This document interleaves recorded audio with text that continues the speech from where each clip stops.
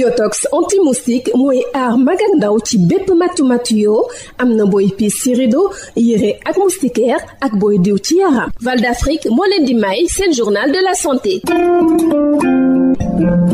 dalee nag jàmm ci àdduna si ci ñeenti malaat yoo jël kenn ki mu ngi bawoo ci dëkku Afrique te ci téeméeri fajkat yoo jël ci àdduna si ñaar dong ñoom ñoo nekk ci dëkku Afrique yi ñi nga xam ne nag ñooy spécialiste ci wàllu chirurgie lu botul benn la ñu jagleel lu toll ci téeméeri junni nit terewul nag ñu gis ne ñu ngi def ay jéego ci at yi ñu génn ci dëkku Afrique yi ci fànn gu ni mel. Professeur Serigne Magaye Gueye di chirurgien urologue ci hôpital général Idrissa Pouye. tax ñu nekk fi tey dafa am ci maanaam réunion bi ñuy def réunion comité d'experts bi li ñuy woowee comité scientifique man dama bokk ci comité scientifique international bi préparer réunion bi ba pare bokk ci comité d'organisation bi nekk vice-président comité bi ministre de la santé Sénégal moo ko jiitu. gis nañu lu tolloog maanaam boo gisee ñeenti nit ñu feebar ci àddina bi kenn ci Afrique la nekk waaye boo xoolee ñi nga xam ñooy faj boo jëlee téeméeri nit yu mën a faj maanaam spécialiste Afrique ñaar la ciy am loolu lu tuuti la ñoo ëpp la feebar te ñoo gën a néew la ñuy liggéey bu ñu ko seetee même sax ci ñi liggéey yëpp ci mbiri faj nga boole infirmier sage-femme ñëpp maanaam matu sax 2% li Afrique am moo taxoon ñu xool nan la ñu mën a waxtaanee ba nga xam ni fii mën nañu am lu ñuy woowee plan national boo xam ne de chirurgie obstétrique anesthésie science infirmière pour que dëkk bu nekk am lu mel tableau de bord pour xool nan lañu war a maanaam yokk xam-xamu nit ñi ni ngeen jàngale ci université yi jàngale ci école de formation yi pour que ñoom loolu mën a yokk ba nit ñi mën a jotee faj bi mën a jotee fu nekk loolu moo tax ci comité d'experts bi dañ ci boole sax ñi nga xam ne ñoom ñoo nekk fii ci Sénégal jiite faculté de médecine yi école formation infirmière yi ak même association professionnelle maanaam société gynécologie anesthésie chirurgie ak infirmier ak sage-femme yi yëpp ñu lëkkaloo pour réfléchir tukaay bi mooy li mu wax li ñu njëkk comme tàmbalee mooy dëkk bu nekk ci ñeenti maanaam ñeent fukk ak juróom-ñaari réew yi nga xam ñoom ñoo nekk ci OMS Afro am na benn ñu ngi fay def benn saytu pour xool ku nekk fan nga ci toll. mu bàyyi yile kàddu gannaaw bañ doon amal symposium international bi nga xam ne dañu ko jagleel soins chirurgicaux obstétricaux et anesthésiques ci Afrique te mu door fi ci Ndakaaru démb dinañu jëlee ci bile lël ab plan boo xam ne dëkk yi dañu koy am ngir fexe ba gën a ñoŋal offre de soins chirurgicaux obstétricaux ak lu aju ci wàllu anesthésie mbokk déglukat yi fii la ñu yem ak yéen ñu yendoog jàmm. Yotox anti-moustique mooy aar mag ak ndaw ci bépp matu yoo am na booy piis ci rido yére ak moustiquaire ak booy diw ci yaram. Val d'Afrique moo leen doon may seen journal de la santé.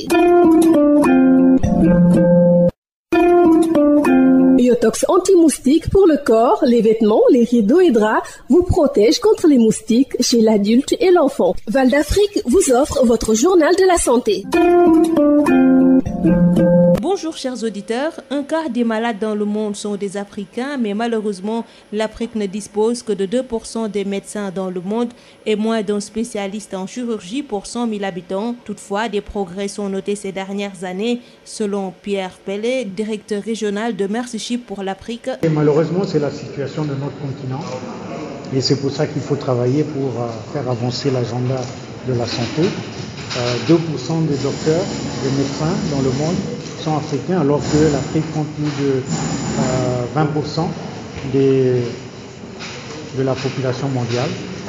Nous sommes 1,2 milliard d'habitants, 2% seulement de docteurs, et un malade sur 4 est africain. Donc c'est une situation très difficile, et moins de 1 spécialiste en chirurgie pour 100 000 habitants. Et donc la situation est celle que nous connaissons. Et même malgré cela, il y a des progrès énormes qui ont été réalisés. Énormes pourquoi? Parce qu'en 20 ans, nous avons ensemble, en Afrique, fait baisser la mortalité générale de 40%. Vous savez, il y a 2 indicateurs pour évaluer l'état de santé d'une population. C'est l'espérance de vie quand elle augmente. Et dans beaucoup de pays, nous avons largement dépassé les 50 ans, 60 ans même.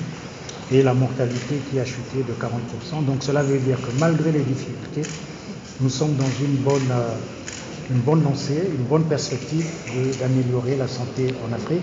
Et c'est pour cela que nous travaillons ensemble aujourd'hui sur un domaine une composante qui a été un peu négligée en Afrique. Cette composante, c'est celle de la chirurgie, de l'anesthésie et l'obstétrique. D'ailleurs, la pandémie de la Covid-19 nous a montré toutes les questions liées à l'oxygène, à la réanimation des malades. Mais cela fait partie de ce grand groupe qui comprend la chirurgie, l'obstétrique, l'anesthésie et les soins infirmiers. Le docteur Pierre Pelé se prononçait à l'occasion du symposium international consacré au renforcement des systèmes de soins chirurgicaux, obstétricaux et anesthésiques en Afrique qui a démarré hier à Dakar et qui permettra de disposer de plans nationaux au sein des pays africains pour améliorer l'offre de soins chirurgicaux, obstétricaux et anesthésiques. C'est tout pour aujourd'hui. Merci de nous avoir suivis. Biotox anti-moustique pour le corps, les vêtements, les rideaux et draps vous protège contre les moustiques chez l'adulte et l'enfant. Val d'Afrique vous a offert votre journal de la santé.